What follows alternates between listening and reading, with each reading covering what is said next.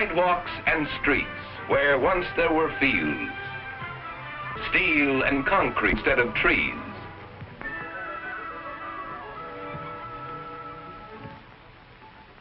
New York, Washington, Chicago, Philadelphia, Pittsburgh, American cities, big, bigger, biggest, all have one important thing in common. Every one of our cities, whatever its size or location, is a crossroad nation.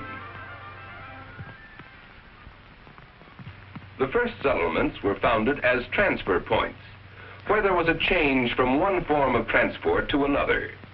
For from the beginning, tools were needed, as well as medicine, clothing, weapons, goods they could get from Europe only by trade. And trade, as always, was dependent on transportation, by land and by water. So towns sprouted around busy harbors, handling goods and passengers. First on the East Coast, then on the Gulf, much later on the West Coast.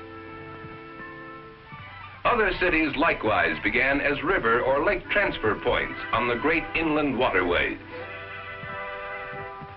Cities have grown where there was water to turn the wheels of factories,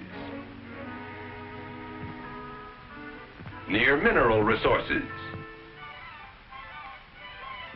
where there was oil, iron, coal, and near refineries of these resources. Some cities grew midway between sources of raw materials used in the manufacture of a finished product, such as steel.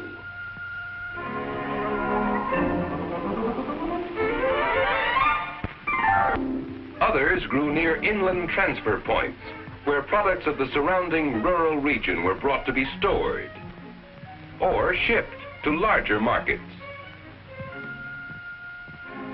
Certain cities situated in mild, even climates have grown as centers for relaxation and convalescence.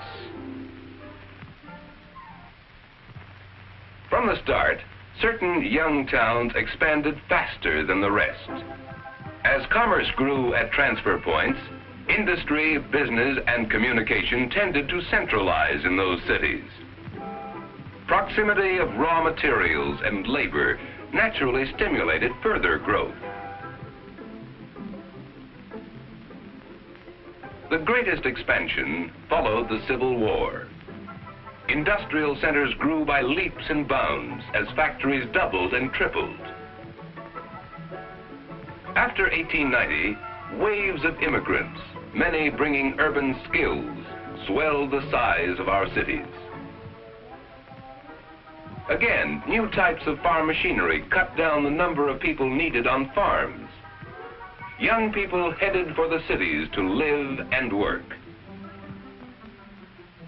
And with the passing decades, those cities grew fastest that were situated as transfer points handling goods and services of the nation's most productive areas. Physically, a handful of our cities were planned from the start, like Washington's famed wheel and spoke design,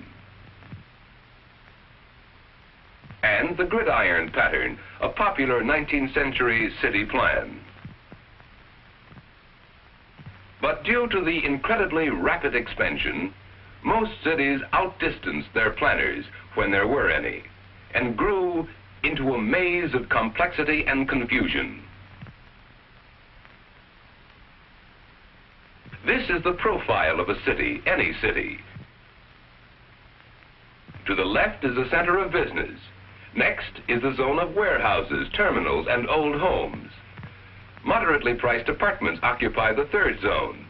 The fourth zone has single-family homes. When a metropolitan area grows, these zones expand to take in more area. Politically, metropolitan areas often straddle state and county boundaries. Included in these areas are many small political units, cities, villages, townships.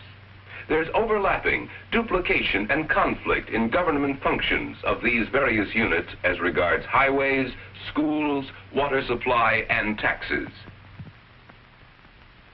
A city's problems increase with its size. Because of this lack of disciplined planning, many of our large cities have paid a terrible price. High land values and crowded buildings, crowded streets, traffic jams and costly delays in distributing goods, a general decline in warm neighborly relationships.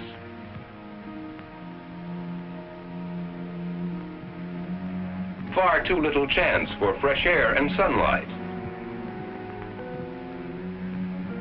A higher cost per person for essential services.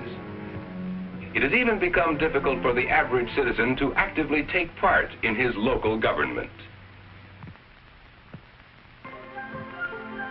But we've come a long way to an exciting era. Reasons which determined the original location of cities once so significant no longer apply today.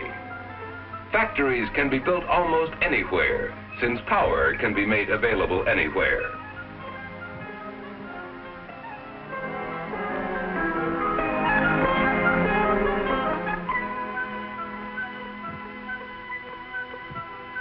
Instantaneous communication makes it possible for parts of a single company to be hundreds of miles apart. Many plants, once dependent on railroads and water transport, are today free to build elsewhere. Some businesses, taking advantage of an increasingly mobile labor force, are moving to the low-rent outskirts. And so are families which can afford houses in the country. The trend is away from the congested center.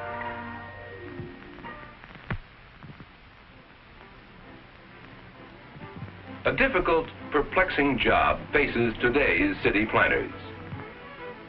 We must work within the limits of a basically rigid structure. Whole sections of buildings must be blasted to make way for new avenues and boulevards, new schools, new playgrounds,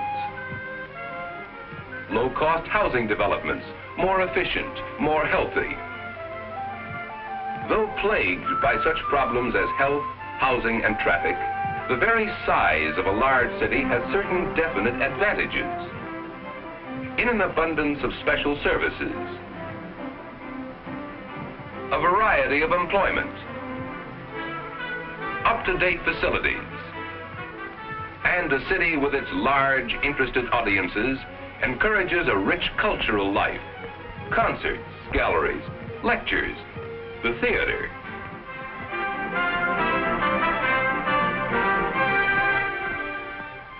If we plan well, urban Americans will someday enjoy more of the advantages of the large city without many of the penalties they now are forced to pay.